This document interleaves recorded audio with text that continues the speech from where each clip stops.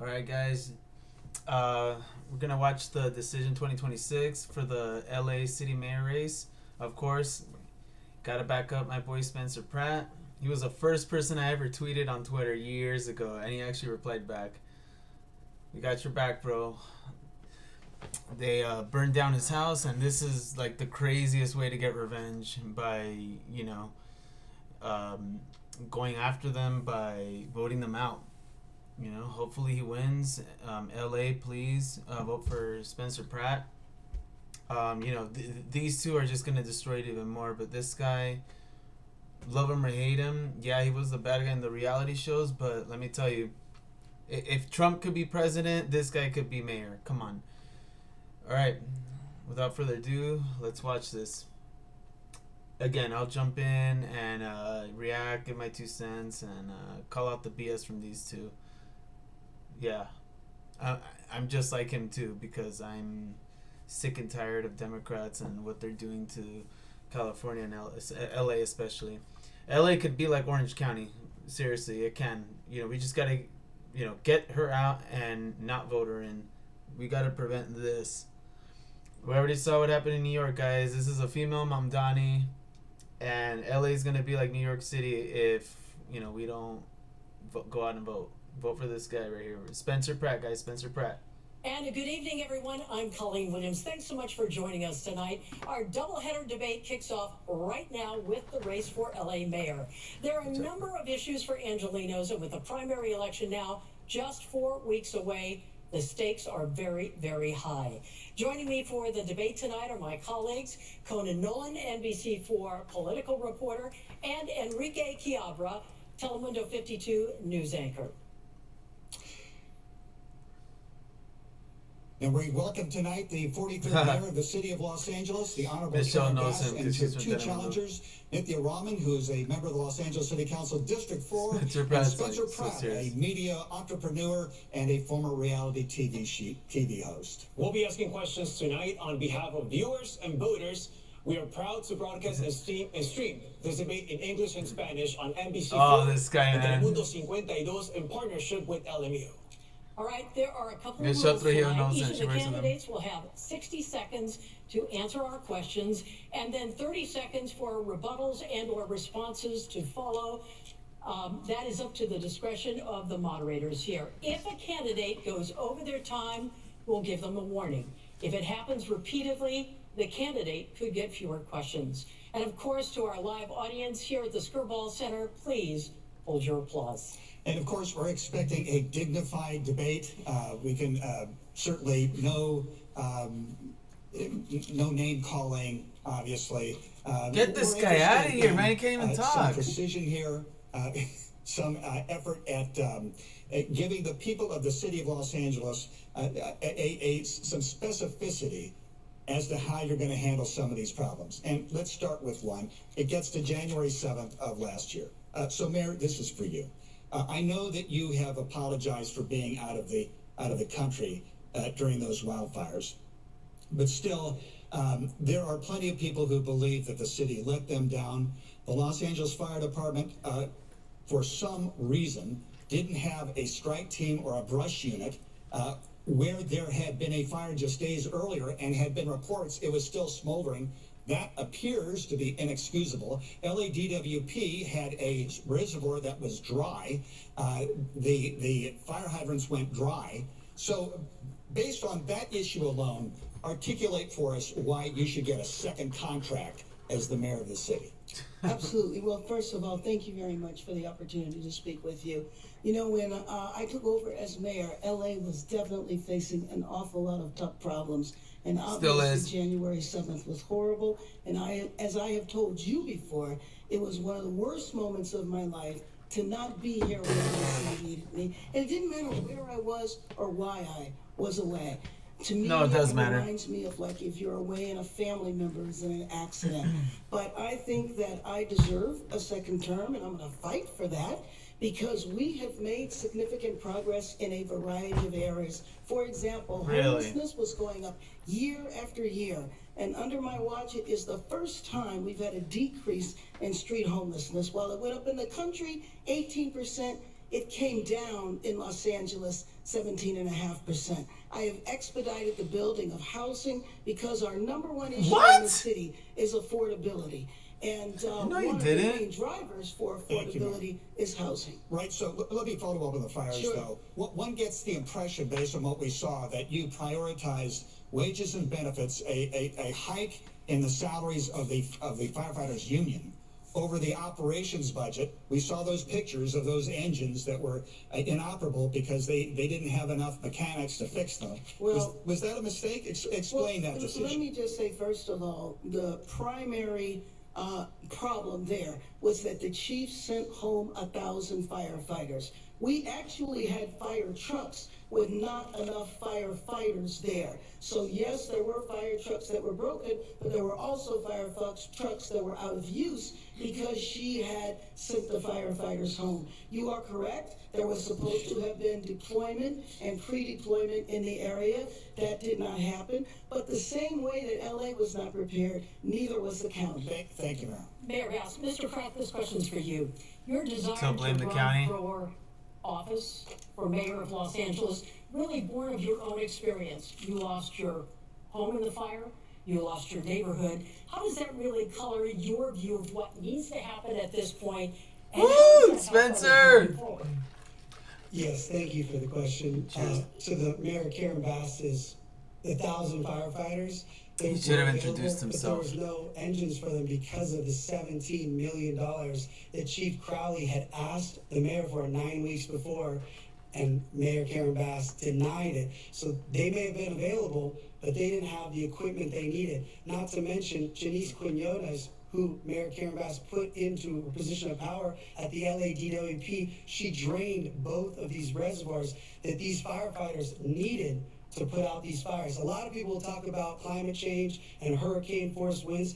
The winds in the Pacific Palisades never reached higher than 40 miles per hour. For those first 6 hours, right, it's all BS. Above 27 miles per hour. So without those two reservoirs filled with 117 million gallons and 5 million gallons, these firefighters had to fly all the way to Malibu and Encino to get water. So that, to me, is the most dangerous thing that the mayor put us up against. Just to try to follow up here, though, what would you do moving forward that would make this better 2 years from now if we face the same situation? Well, first off, as mayor, I will never drain the reservoirs that we need for wildfire protection. There's this conspiracy now that they're empty, that they were for drinking water. But if you research it, they were actually made for wildfire protection. As mayor, I'm going to add 20 dip sites all around the communities, connecting to pools. So God forbid the water system goes down again, these dip sites that will be connected to individuals' pools will fill up for the helicopters to have water. Mayor Bass, you have a response to that? Absolutely. He's saying several things that are completely inaccurate. First of all, there was one reservoir that was out of commission. He is correct. 1 million years ago, it was for wildfires. 1 million years ago? 40 years. 1 million years ago? Come on, like 1 million years ago. All right, I can't take you seriously. But anyway, go on. It's been for drinking water. He talked about the winds. That is just completely inaccurate. If that were accurate, then the planes would have been able to fly. And so the winds reached close to 100 miles an hour, and the planes were unable to fly. So if there were reservoirs, if that reservoir had been open, it would not have worked. We had 2 other reservoirs. Guys, please remember this when you vote. Please. What a crock of shit. Oh, that was bullshit. Oh my god. I'm sitting through this for you guys. Come on. I'm going to put my QR code so you guys can tip me for this. They're totaling 8 billion gallons that were available, but could not fly. Yes, she mentioned me. So she's an incredible liar. Yeah, on their phones, Google it. 40 weather stations in the Pacific Palisades. It never went above 40 miles per hour. She is referencing the Altadena fire. I have to interrupt you. No name calling, She's please. lied, though. Yeah, but no name calling. She called me a liar. I don't believe she did. She said I did not hear making that. this up. I did not. We're not going to debate the issue. We have a question now for Councilmember Rahman. Councilwoman Rahman, so your District 4 is a fire-prone district. My question to you is, we've seen that you've introduced fire preparedness motions after January 2025. A lot of them happened after the fire, the palisades fire. My question to you is, what did you do before that? Because this seems like it's more reactive rather than proactive. So any motions you introduced before January 2025? Yeah, so my name is Nithya. I'm a council member for the 4th District, representing a huge percentage of the hillsides. For those of you who haven't met me before, I'm a mother of young twins. I'm an urban planner by training, and I've been in this role for about 5 years. And in my role as a council member for a hillside area, we have to do a lot of work preparing for really extreme weather. Before really extreme weather? In the past, mudslides have been the biggest issue in my district. Entire homes have gone off of their foundations, and we go in advance and make sure that traps are cleared, that areas are... Yeah, but you guys are the ones that approve for those houses to be built on them, knowing that's gonna happen one day. You can't just buy the land and, build a house there. Who's approving the plans? The blueprints go through the city hall. That's you guys, the government. Maybe stop approving them. Anyways, go on. Are available for flood and clearing. We do brush clearance and make sure that all of the departments and all of the interjurisdictional areas that are supposed to be doing brush clearance are actually doing that work. Before this set of fires, we sent out an email. We made sure that we were connecting. Wait, is that enough, just sending an email, especially for your district, the Hollywood Hills, Encino? That's a very big fire-prone area. Well, we didn't have a single home that was lost during these fires. I was at the Emergency Operations Center. I was making sure that I was in communication with all of our partners. I also want to make sure that we understand that the mayor's role is to be the CEO of the city. They are the executive authority in the city. As a council member, you're a legislator. You push for your district, which I did, and I will always do, and I will always keep doing. But really, it is the mayor's role to be prepared and to coordinate before and during and after emergencies to ensure that the city is ready. Thank you, Councilwoman. As I said, we have a lot of topics to cover tonight. The next one is public safety. Before Merit America, Amy was struggling financially as a single parent. She worked as a truck operator, and like 53 million other... LAPD is reporting the overall crime rate is down, but people repeatedly say it's not down. That's not their perception. They do not feel safe. We're seeing yet another series of home burglaries in the San Fernando Valley, and just today, federal authorities arrested at least 18 people connected to a drug trafficking investigation. They called it Save MacArthur Park. Mayor Bass, 60 seconds for this. Who ordered this operation with the feds? Is it a sign that our communities are not safe? No, actually, that operation was ordered by the feds. However, we have been working in collaboration because we were very well aware of the drug dealing that was taking place there. We have used a comprehensive approach when it comes to MacArthur. Comprehensive approach. Okay, so yeah, let's wait for elections to do this to make you look good. They always wait till elections. Remember this when you vote. Yeah, no, like they can't do that. Like they need to do it right away, not just when it's time to go vote, to help with your votes. No. Come on. Like, so if we have elections in 4 years, like you're going to let people die for 4 years? I don't think so. Multiple things are needed, and so what happened a couple of hours like jobs ago was an action that had been in the works for many, many years. But let me just say, or many, many months. Let me just say also that LAPD, that Los Angeles is understaffed in terms of LAPD for the nation's second largest city. Because nobody wants to work. It's dangerous. They're underpaid. They're overworked. And every time a cop does their job, they get sued, they get reprimanded, they get suspended, they get called a racist, and it's just not even worth it anymore. Like, you can't even do your job. And so I have been fighting to hire more officers. Unfortunately, I have not had the cooperation from the city council, including, unfortunately, my colleague next to me, who has voted repeatedly against hiring officers, including when we were finally able to increase the class size and the council would not fund it. What is in my current budget now is 512 officers, which still is not enough. At least that will deal with attrition. We cannot shrink our department.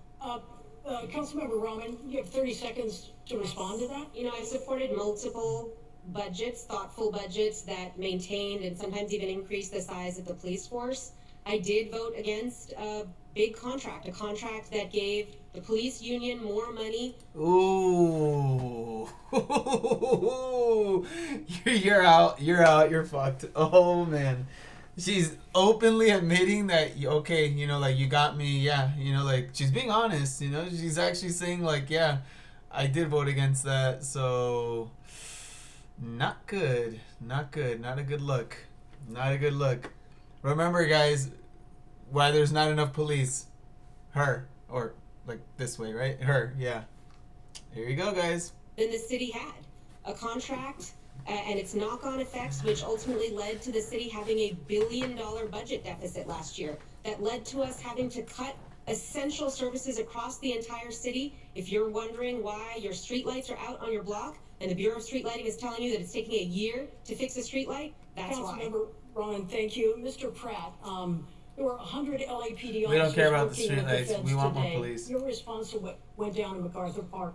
It's unbelievable. I hope we have the FBI, the DEA, the CDC, the ATF. The more resources we can make the streets of LA safe with federal money, amazing. I talk to thousands of moms a week. They do not feel safe in the street. No matter what these crime statistics are telling anybody, it's not how people feel on the street. There's a difference between reporting crime and feeling unsafe on the street. And with Councilwoman Rahman, people are more concerned about getting stabbed on the street than the lights being out. So I think Mayor Bass funding the police was important, actually. Mr. Pratt, I have a follow-up question for all of you here.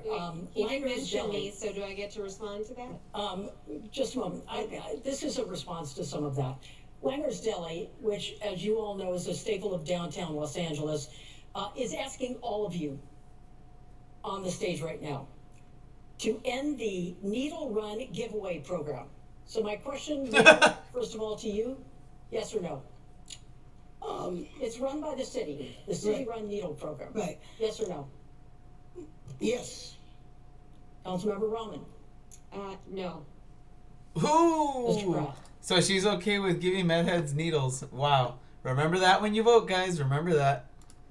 Absolutely no needles and pipes for drug addicts on the street, ever. Boom! Got it. I'll take that as a yes. Sorry. So, Go ahead. You have 30 seconds. well, I did want to say in response to this question that the way you address homelessness, the way you address people living on the street is by bringing them off the streets and indoors. How? I think we need to absolutely invest in shelter. We need to invest in services. Oh. We need to actually get people off the streets for people to be safe. That's what I've done in my district. We've heard that before, but go on.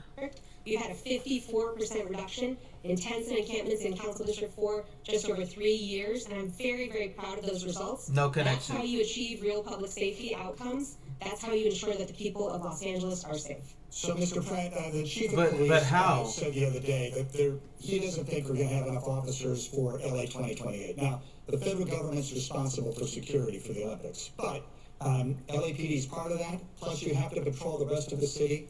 Hiring more officers is expensive. It's extraordinarily so in many cases. What is your strategy for getting more people, recruiting more officers, and paying for them? You know what's more expensive than hiring them is overtime, because that's what these salaries for the fire department that everyone's complaining about, everyone's understaffed. So first off, I'm going to bring hiring back to the LAPD. Right now, the LAPD is hired by the same people that hire sanitation, and we need to bring it back like it was 20 plus years ago so that police hire police, and we need a 10-year plan. It's going to take 10 years to get to the 12,500 officers that we need, and that needs to be a priority. Our sheriff's partner, they're the same size. They have $1 billion more budget for the same size. So this idea that Councilwoman Rahman keeps saying that the police department is overfunded, public safety should be our #1 priority. And we're going to find all this money when we stop her. Especially in LA, because you got a lot of ghetto cities. Like, come on, like, let's be real. If it was Orange County, I'd be like, all right, are you trying to keep it that way? Because you're definitely, like, there's nothing going on, you know? But LA, yeah, I agree. Useless open bed plans that actually doesn't put drug addicts in these housing that we're spending billions of dollars. That's and we're true. going to actually start checking where this money's going. Not to mention, when you get rid of all the drug addicts on the street, the police won't be responding to the drug addicts all day long. Thank you, Councilwoman. You can respond. Imagine being able to build an app with your name on it Go away. just by thinking about it. Meet Base. You know, And guys, so that's actually true, what he just said. I'm not going to say his name, but there was a black guy that I gave a ride to once on one of my my rides. And, you know, he lived in a very nice area, like very, very nice, like upscale. I'll just tell you, it was Beverly Hills. And I remember, you know, I was nosy. I wanted to know. I go, hey, man, like, what do you do for a living? And he goes, I figured you'd ask. He goes, all right. I do something I don't like to talk about, but I'll just tell you, I'm like I'm not gonna say what his position was, but he works with that, you know, like the whole like homeless shelters, you know, for like LA. I don't know if it was county, but he mentioned that, yeah, you know, like I also do the auditing of the corruption, because a lot of these homeless people, you know, they're on meth, crack, cocaine, you name it, and they'll go to the shelter. Get their money, because if they go, they get their money. It's like a trade. Like, hey, if you're not on the streets stealing or whatever, and you're here, you know, you get paid, and you know, but you have to be here.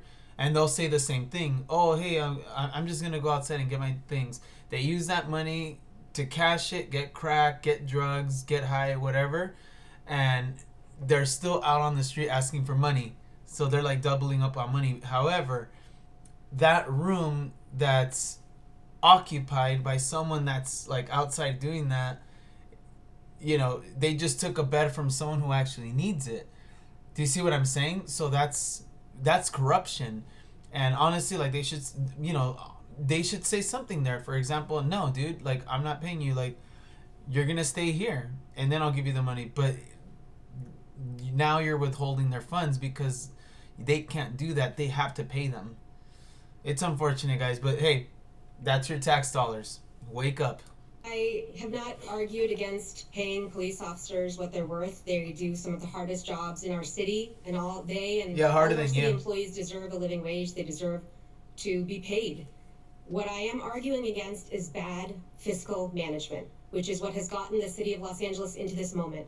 The police union is the most powerful force in LA city politics, and when you give contracts to people because they are going to fund your campaigns, and by the way, I'm the only person on the stage that is being spent against because I had the courage to speak out about bad budget decisions. Thank you, Councilwoman. That is what happens. Appreciate that. We're going to stay with you, Councilwoman Bradman. So you said, even last night you said it, that you're okay with the current staffing levels at LAPD. My question to you, people say that's just ridiculous, it's not enough, we need more officers. My question to you is, what do you tell people, especially victims, who say the city has let them down? Yeah, and I think this is a very real issue. The city's most important response is public safety. It is so important to me. I'm the mother of young children. The safety of people in Los Angeles is absolutely essential. Oh, okay. You know why she's doing that? Because she made that comment about these elementary schools not having fences near homeless meth head areas, and people booed her. This person lives in a gated community and has a wall around her house. Bro, but she doesn't want your kids to have fences around the elementary schools. No. Don't give me that mother BS. But that's why I think we have to start getting honest with people about how we're actually going to respond to public safety needs. How will we make sure that when they call for help, someone picks up the phone at 911 and someone comes when they call, the right person comes when they call. Right now, we have not built out that system because we have funded in more police officers but haven't been able to hire. Our police force is actually shrinking. We have shrunk right now. So no more officers? Stay the same? What are you saying? I would love to keep it the same. We have funded them more. The police force has been shrinking. So let's get real about how we actually deliver public safety outcomes. I'm going to work as hard as I can to maintain our police force where it is, but we also need to make sure that we build out responses that can actually take call load off of LAPD. So many calls that are coming into LAPD do not require armed officer response. Let's take call load off of them, and let's make sure that police can come when people call. No, because sometimes you get called for something that's non-violent, but then they get violent, and then they attack the police, so the police would regret not bringing the gun. Just a quick reply. Yes, so let me just say that unfortunately my colleague has contradicted herself, because on the one hand she says that if you pay officers what they need, then we're going to bankrupt the city. And then on the other hand, she doesn't understand that frankly, we have to pay the officers, had to give them a raise, had to expand recruitment, because officers were going to other cities. We were not like Orange competitive. County. We have to make a decision, and frankly, my job as mayor, my number one job is to keep LA safe. And we can't keep LA safe with the size of the department we have now. Thank you. We're going to talk about homelessness. 4 years ago, when we did a debate, it was the number one topic. It is right up there again. This is an issue that continues to challenge the city. Homelessness, many residents say the homeless in their neighborhoods make them feel unsafe. They feel the homeless have more rights than the residents do. So these are 2 yes or no questions. And the residents just pay the taxes. Right now, getting off the street is voluntary. Should that change if a bed or a shelter is available? Mr. Pratt, we're going to start with you. Yes or no? It's illegal to live on the street. So, yes, everyone needs to go inside. Okay, Mayor Bass. Everybody needs to go inside. Making it illegal and arresting people is not the way to solve this problem. Ms. Rahman. Yes, people need to go inside. When they're offered shelter, they go inside. You don't get an It opportunity is to say illegal. no. It So is it's unanimous here. Next question. Do you support the ordinance that restricts encampments in front of schools or daycare centers? Mayor Bass, I'm going to start with you. Yes, or no? Ms. Rahman, yes or no? I support keeping our streets safe. I did vote against the structure of this particular ordinance, and it is because at its best, It's a yes or no? it does not the way this ordinance was structured. It's It's no. a yes or no? It does not Yes or keep. no? It We'll does take not that keep as a our no. children safe. It does Mr. not keep our Pratt. children safe. No, Mr. it Pratt. doesn't keep our children safe enough. It's a simple yes or no question. Mr. Pratt.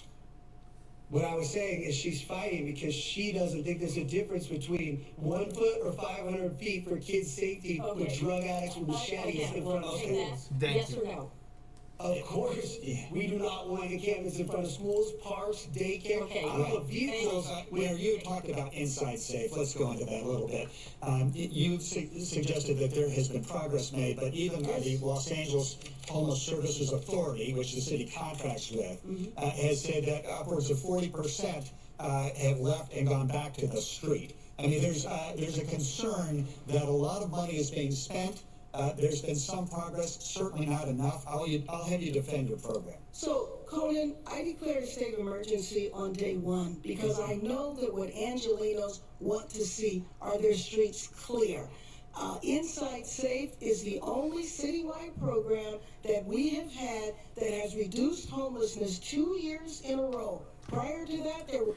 Bro, I just passed by Skid Row the other day. Look, today is May 7th, 2026. Look, I'm not AI. I just passed by, a week ago, and I made a post on my Instagram. There were literally homeless people getting all their trash at night, by the way, burning it just to stay warm. And you know what else came around that heat? Rats. There were literal giant rats walking up to that fire to stay warm. It was crazy. I was just like, whoa, bro. These homeless people on Skid Row sleep on the streets. There's rats, walking on them.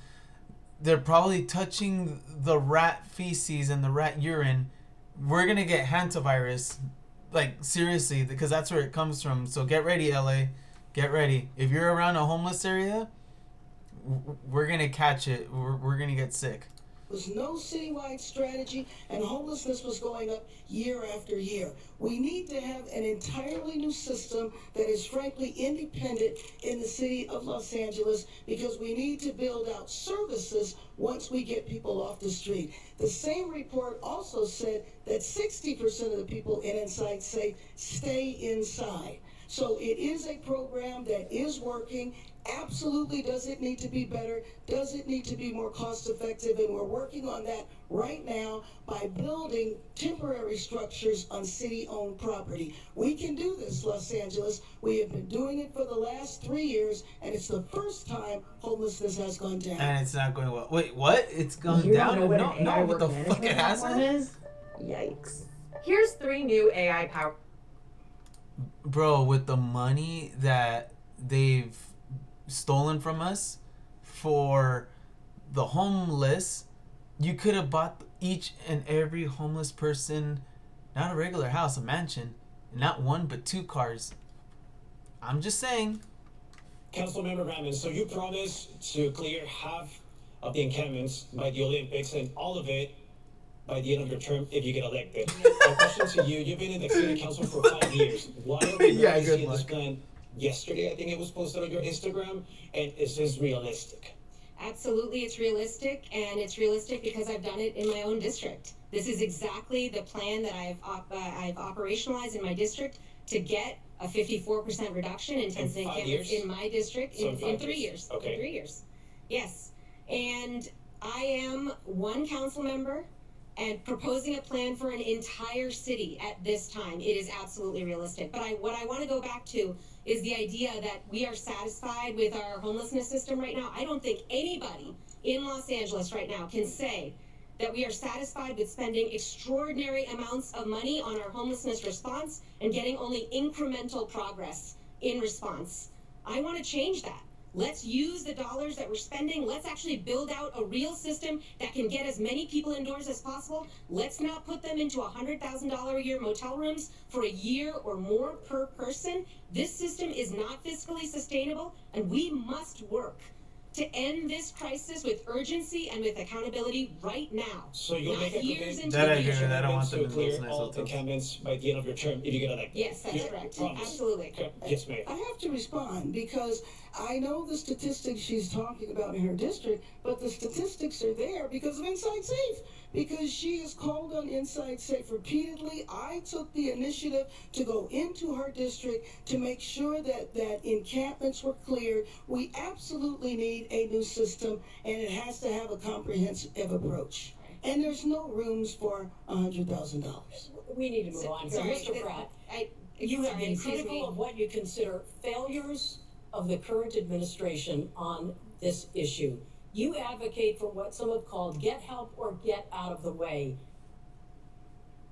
What is that, and how do you do it? I don't know who made up that name. First off, I just want to say, Councilwoman Robin acts like she doesn't have any authority with this homelessness. She was the 3rd most powerful person in city council. She runs the homeless housing thing. She acts like this is just Mayor Bass. First off, Inside Safe, I like to say Inside Safe makes all of us outside unsafe. The reality is no matter how many beds you give these people, they are on super meth. They are on fentanyl. The DEA statistic says 93% of this is a drug addiction problem. Nithya, Councilwoman Robin's plan for treatment first, I will go below the Harbor Freeway tomorrow with her, and we can find some of these people she's going to offer treatment for. She's going to get stabbed in the neck. These people do not want a bed. They want fentanyl or super meth. That's These so ideas true, dude. Cost us over $400 million to house for 670, what is it, 3,000 people for $400 million is an absolute failure for both of them. They're a team. Oh, this is cool. I didn't know you could do Councilmember this. Rahman, you have 30 seconds Yeah. to Dude, oh man, that was so good. It's so true. I've been hit up by a homeless. Like, one time I offered him food. You know, I had like an extra burger. It was like a buy one, get one free. Dude was like, F you, dude. Like, no, I want money, man. Like, you know, does it look like I want to eat? You know, like legit, like scary. I was like, whoa, sorry. Like, no, I don't have any money, man. You know? Oh, man. No. Dude, that was beautiful. He's right. Yeah, good luck. Yeah, go to all those people on the streets and, yeah, try to talk to them yourself without security. Let me know how that goes. I want to just say to everybody who's watching today, you're going to watch today as Mayor Bass and Spencer Pratt attack me because they want to run against each other in the general election. Each of them thinks that running against each other is what's going to help them win. And they don't want to run against me because my ideas, which are based on real results in my district, which are based on real data, a real analysis of the system and a focus on accountability and using every dollar as effectively as possible, which we have done in my district. I want to take this citywide. This is why this is happening today. Councilmember Rahman, we're out of time. I'm going to give each of you 30 seconds to respond to this. Mr. Pratt, we'll start with you, and then I'm going to go to Mayor Bass. First off, Mayor Bass and I are definitely not working together. I blame this person for burning my house and my parents' house and my town and all my neighbors down. I am not working with Mayor Bass. Second off, if I want to run against anybody, it would be the council member who is terrible. Mayor Bass has at least been a mayor for almost 4 years and has, as she talked about earlier, the unions, all the unions endorsed Mayor Bass. You think it's easier to run against the incumbent mayor with all the unions or a random city council member who's been a failure for 6 years? I would much rather run against Councilwoman Rahman. Thank you very much. Mr. Pratt. So, Mayor, though, specifically, there's a lot of money, billions that are spent on the homeless and veterans. A lot of that money goes to 501c3s and nonprofits. Now we're hearing the Department of Justice has a lawsuit against the director of Abundant Blessings, $23 million they allege that was siphoned. Project Home Key, I believe, not a statewide project, two real estate developers accused of siphoning off $40 million. There's a perception that we don't know where the money's going. And that we have, the legislative analyst in Sacramento said there are $26 billion in state funds. We're not sure if that did any good. So how can we have confidence that the investment we are making in the future is not going into the pocket of some director who will end up in federal court? First of all, I don't think it's shocking that you do find corruption in big programs like this, and I think it is extremely important to hold them completely accountable. Yeah, good but luck I with will that. just say that for the first time, It's her. we've had a reduction of homelessness 2 years in a row because of policies that I have put in place. I also believe we need to have an overhaul of the system, but I can tell you that streets that we have cleared, crime is down. Firefighters don't have to go out. Firefighters spend 30% of their time putting out fires that are related to homelessness. Businesses are able to have customers. Kids are able to walk to school, and parents without navigating tents. That's what I would say. But I have to say about my colleague here is that, yes, she is a member of City Council. She chairs the Homelessness Committee, but she also, in order to get anything passed in City Council, she has to build an alliance with her colleagues. And she has not been successful in doing that, which is why she has not been able to pass the policies that she's talking about. Thank you. Councilmember Rahman, so this also happened under your watch. Your plan calls for fully staffing the Bureau of Homelessness Oversight, which the City Council established under your leadership. So the question is, why is it not fully staffed as we speak? It's not,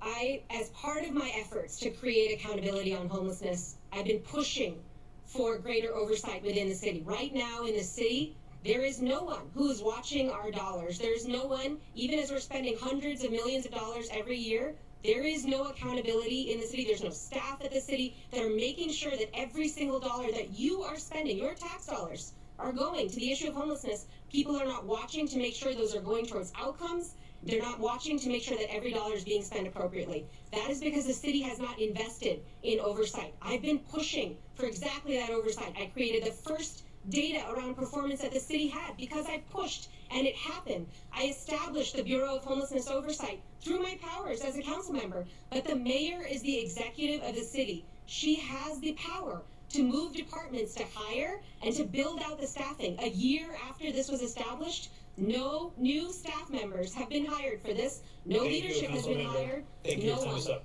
Thank you. Okay, that is true. I actually, because I'm looking for a job, I actually did apply. There's actually some county jobs and, city jobs.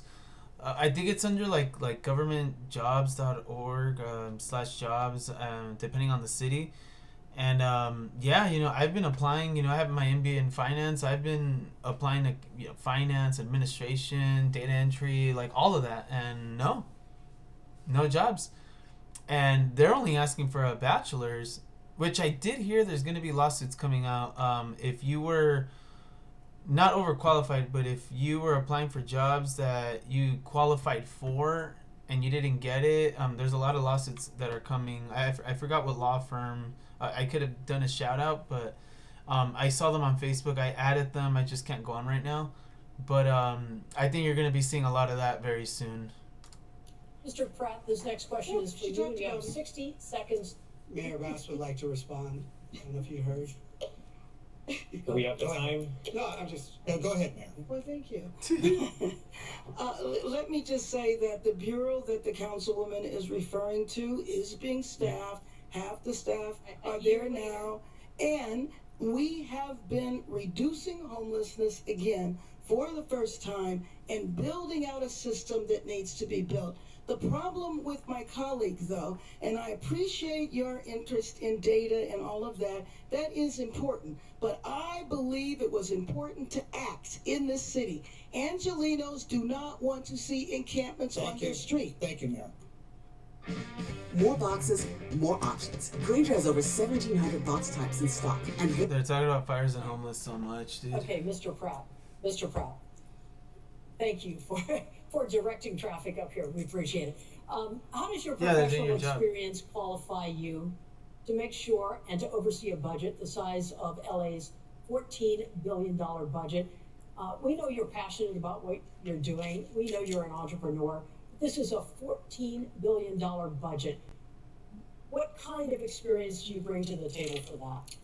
Well, thankfully I have common sense, and I'm humble. I have humility. I'm going to surround myself with the smartest people in the world, because I actually don't have to balance the budget. The mayor doesn't balance the budget. She has a CAO, she has a team, and we're not going to say she has the best team, but she has a team, and they balance the budget. My job is to be, as crazy as this will sound, I'm the adult in the room here at SPENCERPRATT, and that's what it's... Dude, I want to get a job with this guy. That's awesome. I think he's going to hire, like, the best people. You guys got to remember, he's from Orange County. He wants to make LA look like that nightlife Miami, but with an Orange County feel. I think this guy could easily make LA as safe as Orange County, beautiful, safe, but also bring that nightlife back, the one we used to have back then. You know, that Miami night look. I don't know. I think he can do it. That's what it's come to. And so I plan on putting people that actually want to make sure all of our money, like Councilwoman Rahman was saying, is accounted for. Pure transparency, every dollar, all of our tax money. And again, back to what Councilwoman Rahman was saying about that, in her own district, she let one of these NGOs, a building was on the market for $3 million. It sold for $8 million to the NGO with that tax money that she's so concerned about. She wants to watch it all. She can't even keep track of the NGOs in her own district stealing our tax money. So, corrupt. Do the budget. We're gonna make sure no one's stealing our money. Councilmember Rahman, do you have a response for that? I'm not sure what specific building SPENCERPRATT is. No, you know. If it's $8 million, you know which one it is. Look at her. She's nervous. Like, yeah, she got caught. She doesn't know what to say. Referring to, but I will also just say that we have pushed extremely hard to build the oversight system, so much so that I had to go out and get philanthropic support to create the data for performance oversight and accountability at the city. The city was refusing to put our dollars and our people towards it. This is important. Your tax dollars deserve to be watched. You deserve a system that responds to you with responsibility and accountability. That's what I want to establish. Ms. Rahman, thank you. And Mayor Bass, do you have a response to that as well? Sure. Again, what I have done on my watch is reduced homelessness for the first time 2 years in a row. We absolutely need a system that is able to provide services to people. It has been woefully unacceptable what has been happening so far. I feel we're moving in the right direction, and under my watch, we will continue to do that because we need to make comprehensive changes to what has been going on for so many years before. Just create the jobs, dude. You'll see more homeowners. We have a question from a student from the Harvard. You'll get more tax money out of it. Your name, your major, and what year are you? And your question. Good evening. My name is John Kasabian. I am a senior urban environmental studies major. My question for you is that Los Angeles remains one of the most unaffordable regions in the nation. If elected, what is one housing policy you would implement immediately or change? Mayor, we'll start with you. Yes, the housing policy that I did implement immediately after I declared a state of emergency around homelessness. I expedited the building. 42,000 units are being fast-tracked for affordable housing. We have another 43,000 units that are potential with our adaptive reuse, which means you can change office buildings into housing. We also changed the zoning codes, so we have the potential for another 500,000 units. I know that one of the primary drivers for the lack of affordability in our city is housing and making sure that people can afford to live here. So that is how I have focused on addressing the affordability issue. Now, there's a lot of other factors that come into affordability that we can't control, such as the price of gas or what is happening 3,000 miles away. But every single thing we can do, rent stabilization, reducing the price of rent, eviction prevention. They don't have control over that. That allows us to do that. Thank you, Mayor. Councilwoman? Thank you for that question. This is one of the driving factors behind my candidacy and the work that I want to do. The cost of housing is driving young families out of the city. It's driving young people out of the city. It is making this into a city that is no longer one of opportunity, and it is not central to anyone else's agenda on this stage except for mine. The mayor has not had a deputy mayor of housing during a housing crisis for the last 2 years. The ED1 program has entitled 42,000 units, but only 14% of them are actually under construction. What we need to do is make sure that the city gets out of the way. Right now, on average, the city takes over 1.5 years to approve multifamily housing, apartments, exactly the kind of housing that we desperately need in order to bring prices down. Why is the city standing in the way? As mayor, I will take my executive authority over the departments and ensure that they respond to new apartment applications within 60 days if they are zoning compliant, so that we can build exactly the kind of housing that will make this into a city of opportunity again. Ms. Rahman, thank you. Mr. Pratt, you have 60 seconds. She also mentioned. She did. I heard it. See how nice they are being to each other? She's a nice person. That's Go good ahead, to Mayor. Well, first of all, I disagree in terms of how much time it takes to go through the process. We have cut red tape so you can go through much quicker than that. The 42,000 units of housing that are being fast-tracked, 6,000 of those units are actively under construction, but there are definitely other factors that have weighed into that. And some of the factors are the price of construction materials, just the general economy, and we are doing everything we can to make sure that we are able to fast-track that housing. We want to see people move in right now, which is why we've come up with a variety of ways in addition to that. Thank you very much. Mr. Pratt, are you ready? I am. Thank you so All right, much. you have a minute to respond. Well, the good news is when I enforce the law and clear the street of the drug addicts that have taken over 40 blocks of downtown LA, abandoned buildings that have drug addicts just lighting them on fire every other day, I will have potentially 20,000 units available to build. And thankfully, I spent a lot of time in a town that has a lot of builders, and I see all the new 3D printing and the potential of how fast we can do it. And with this ED1 that Mayor Bass is talking about, I met with the developer this week, Carlos, and he said, yes, she did an initiative where she fast-tracked it 6 months. It's been 2.5 years, and he hasn't been able to get his permits. The best part is some of these developers that are taking all our tax money are charging $750 a square foot for stuff that should be costing $250. And Councilwoman Rahman, this plan that she's going to build all these units, guess what? She's going to sue all the people that actually rents to the tenants, and then they're not going to even want to rent to anybody because she wants people to squat in there for a year and not pay. So I don't know how her plan is going to work. Councilmember That is so freaking good. Yeah, that was good. Because think about it. If they give squatters' rights and tenant rights, how does the landlord pay? Because look, if they have a squatter, but they have a potential tenant, how could they move him or her in to pay for the rent if there's a squatter in there? So the owner ends up losing the house. And the holdover tenants, you know, the tenants that don't pay their rent on time, now it's like, they changed it actually. I think now they get 2 months instead of just 1, but you have to be behind 2 months. But I had this conversation. I was giving another different guy All right, because I was arguing with him. Well, we were having a debate, and I told him, I go, all right, dude, like, I see you're all for all these rights and everything, but, you know, what about, like, landlord rights? You know what I mean? Like, some of us are landlords, and some of us, you know, we go through these situations where, you know, we get a squatter and we can't get them out. You know, we're not going to kill them, right? Or a holdover tenant that doesn't want to pay the rent. It's hard to kick them out. And then we end up losing the house because we have no money to pay for this property. And then we get sued because now that person is homeless. And he didn't want to talk. You could tell he was just like, oh, yeah, well, I know. There needs to be rights for them. I'm like, dude, you can't give both, like, all the rights in the world. Like, how would you sue each other, you know? You have 30 seconds to respond. And then Conan has a question that coincides with all of this. Please. Great. I mean,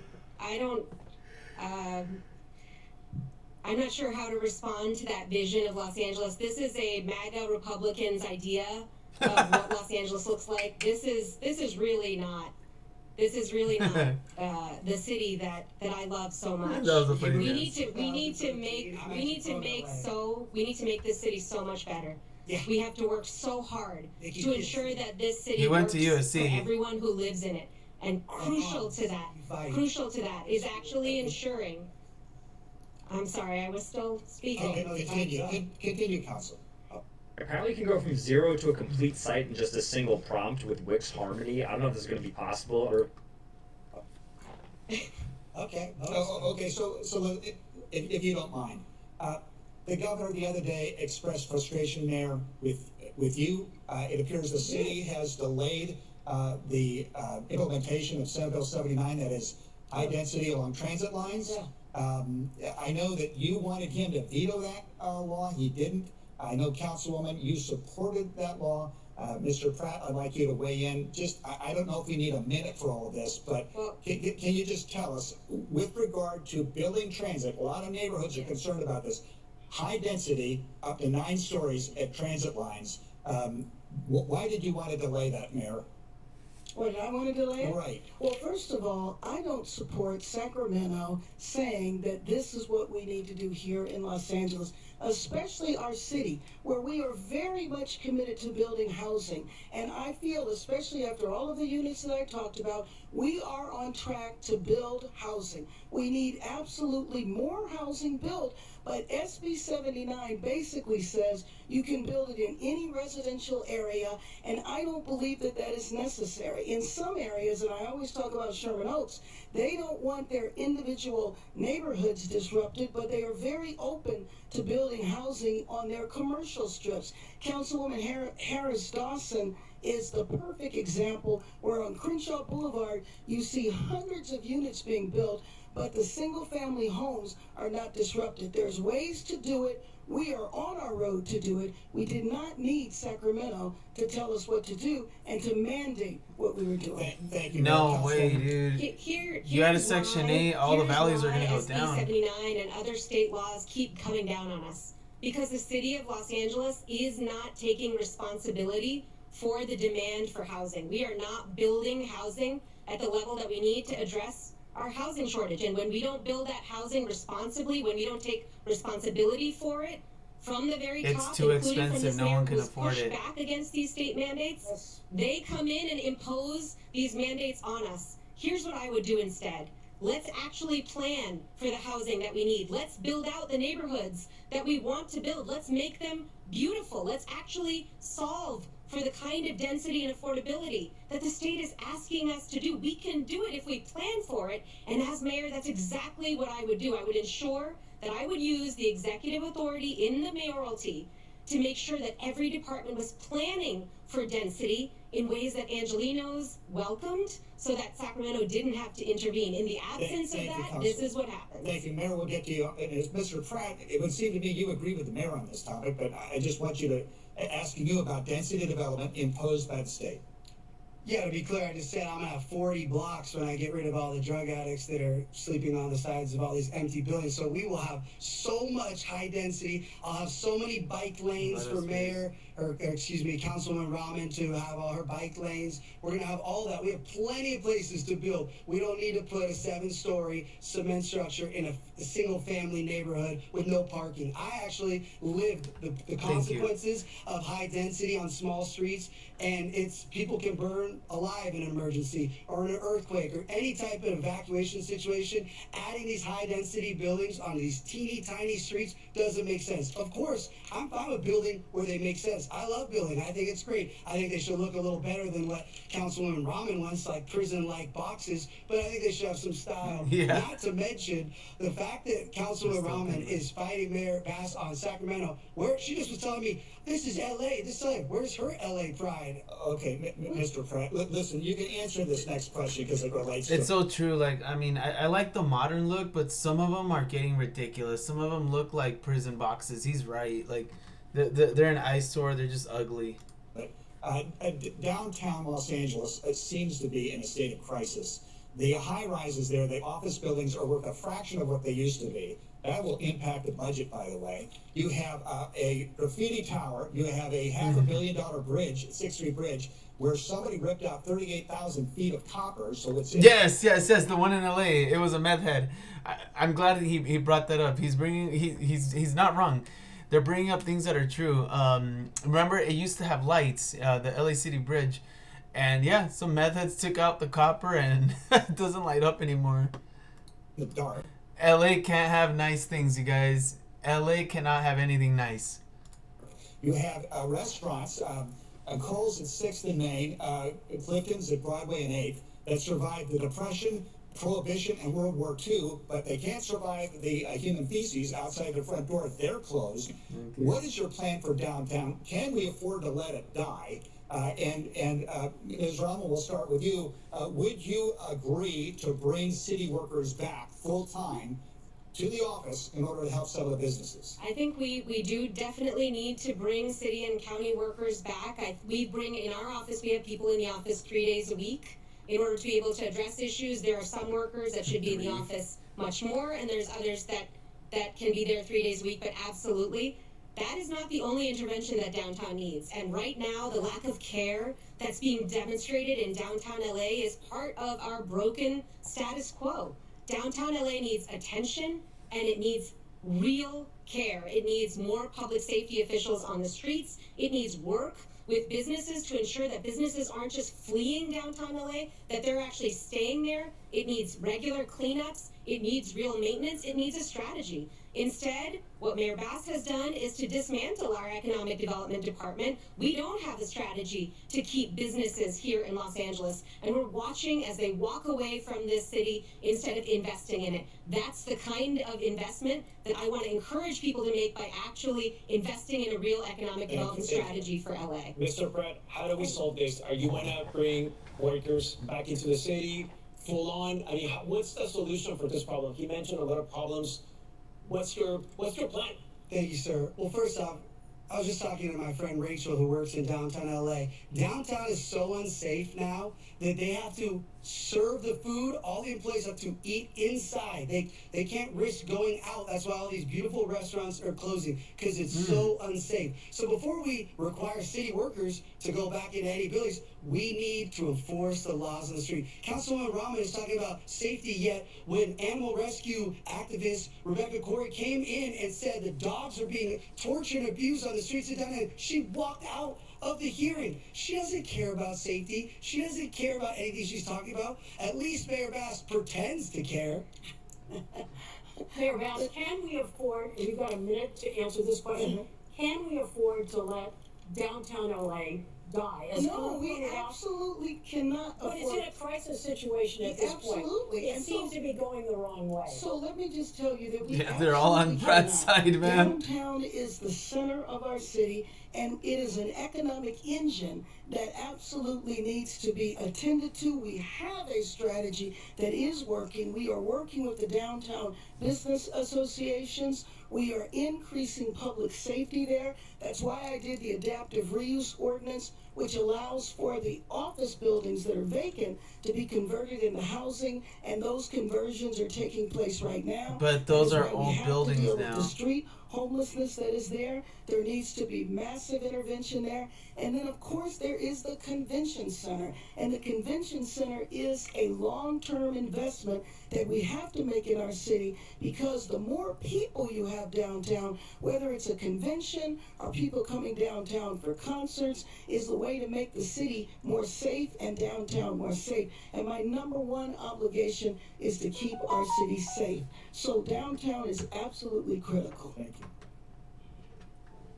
All right, moving to our Councilmember Rahman, would you like to respond to that?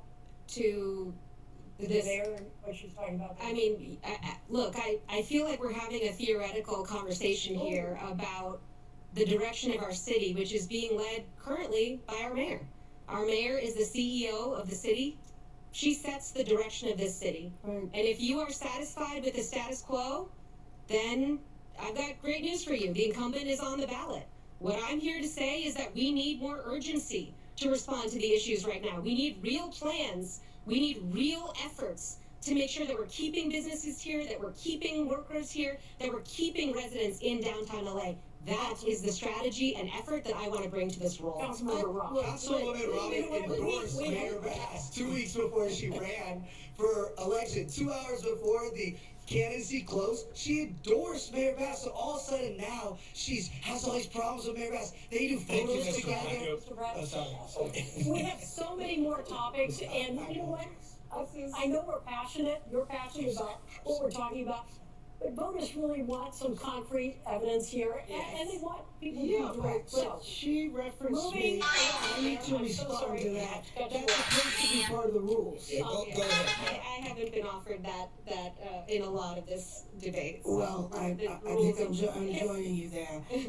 Absolutely, the status quo and breaking up the status quo and dealing with the bureaucracy is exactly why I ran. And I started doing that by addressing homelessness, but also by bringing coalitions together to make sure that we can deal with downtown. Did you know that we are the only major city that does not have a comprehensive infrastructure plan? So it's been haphazard up until now, left to the wishes of every single council member. I have instituted and started a comprehensive infrastructure plan and moving right away into replacing 60,000 solar lights.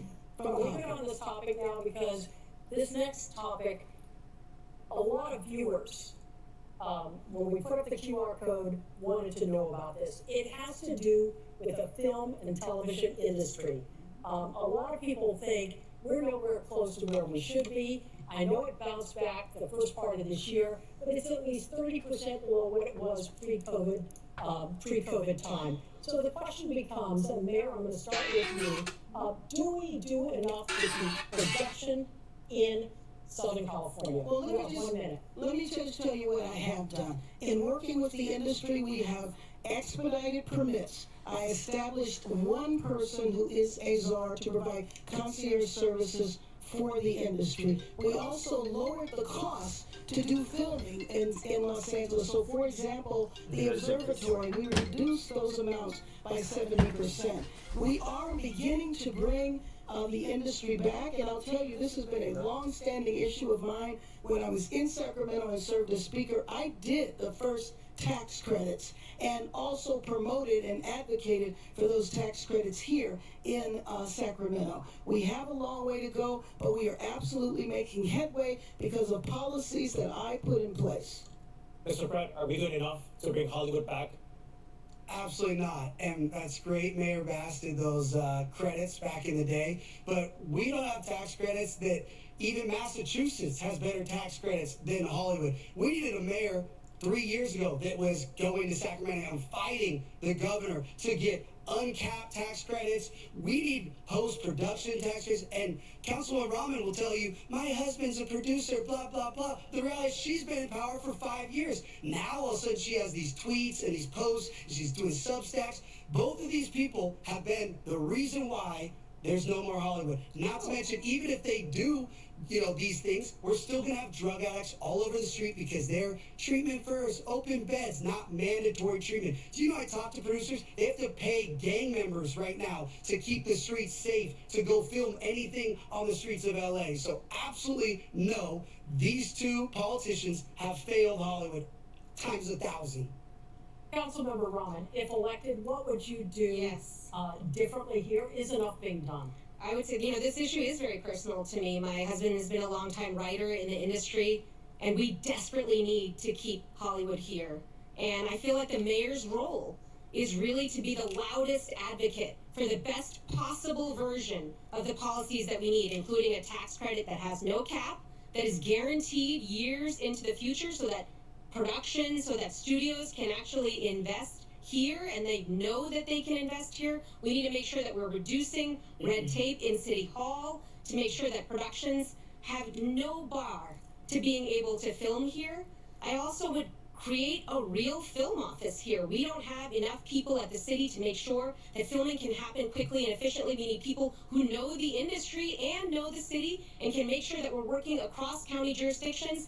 That's what happened in Baywatch. City and county were talking to each other. Let's make it possible for us to actually do the work. I feel so strongly about this. And Angelinos in the industry need a fighter. I will be that fighter. Excuse me. Thank you. Excuse me. We have to move on. Really quick, 30 She's seconds. never, in her time there, she feels very strongly about it, but never offered one motion.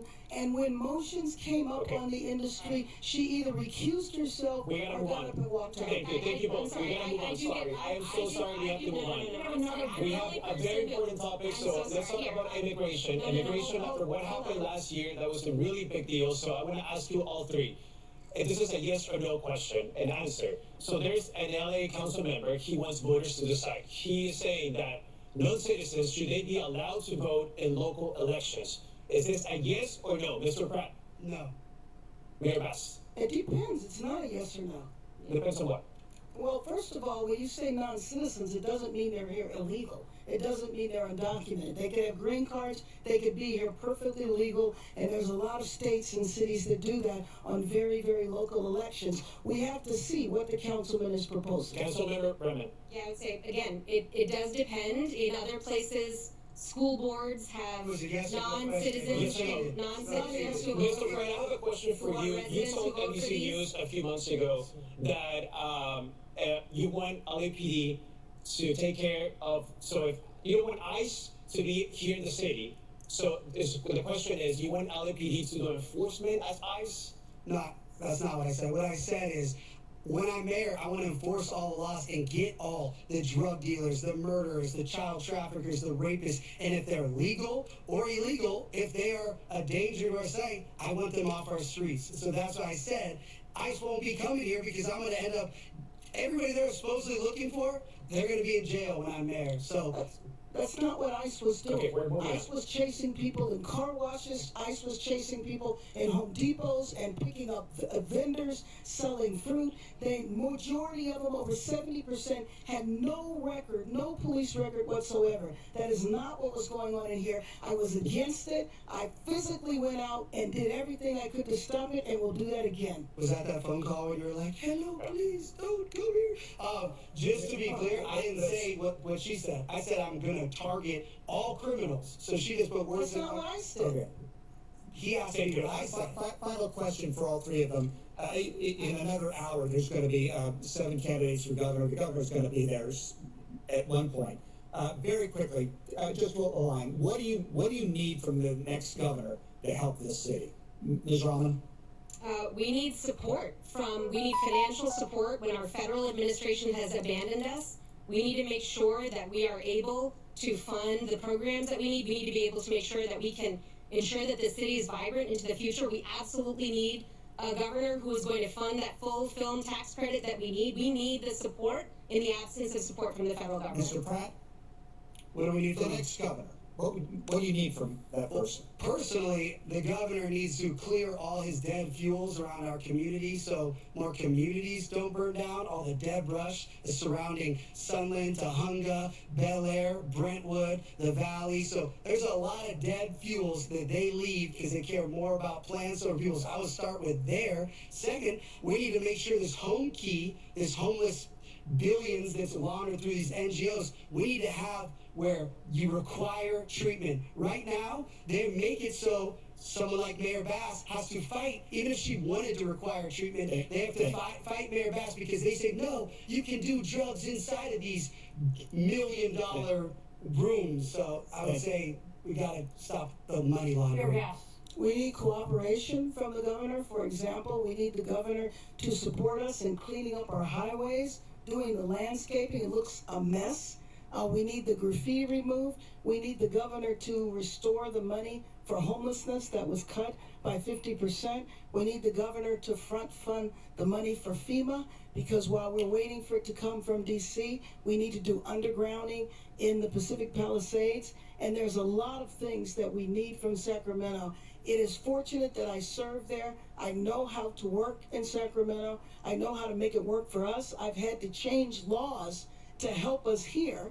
I've also had to do the same thing in Washington, D.C. Need them to advocate for the insurance industry and the banking industry so that people can rebuild in the Pacific Palisades. All right.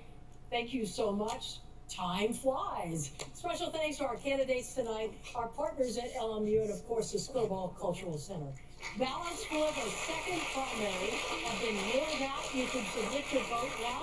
And we want to hear from you as well. Scan the QR code that you see on your screen to tell us your thoughts about the debate tonight. Stay with us, though. We will be back here in 1 hour with more on the gubernatorial debate. And, of course, keep watching on our News at 6 for complete analysis of what went down. We'll also be broadcasting and streaming live right here on NBC4 and Telemundo 52. We will see you back here in just 1 hour.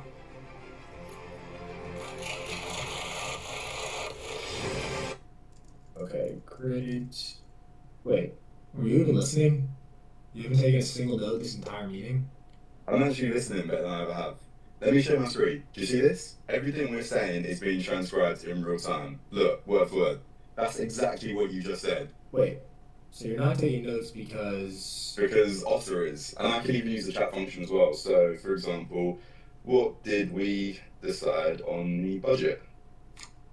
Just like that, see? Instant answer. That's actually incredible. Right? And the best part is, after this meeting, I'll get a full custom summary based on the meeting type, action items, and it's all generated automatically and organised for me. I'm actually more present in meetings now because I'm not frantically typing. Okay, I need this.